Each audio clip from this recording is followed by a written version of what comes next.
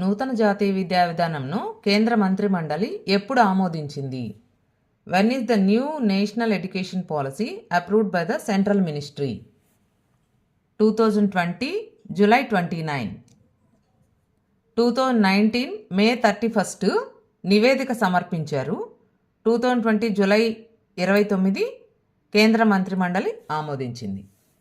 NEP 2020 ప్రకారం పాఠశాల విద్యను ఎన్ని అంశాలుగా విభజించారు?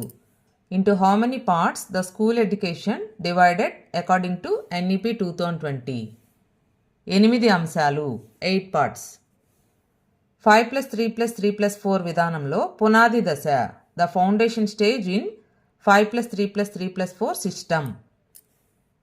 5+3+3+4లో పునాది దశ 5 అంటే 3 నుంచి 8 వరకు, అంటే ఫౌండేషన్ స్టేజ్ 3 నుంచి 8 సంవత్సరాల వరకు.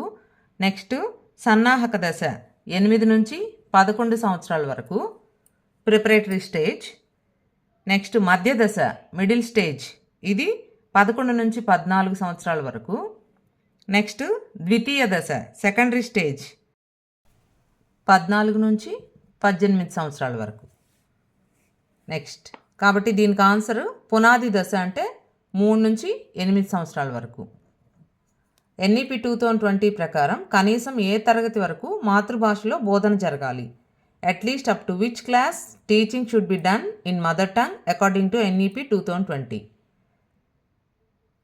Up to 5th class. At least కనీసం అన్నప్పుడు 5వ తరగతి. ఎన్ఈపీ 2020 ప్రకారం వృత్తి విద్యను ఏ తరగతి నుండి ప్రవేశపెడతారు?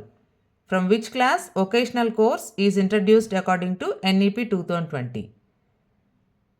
6వ తరగతి నుండి.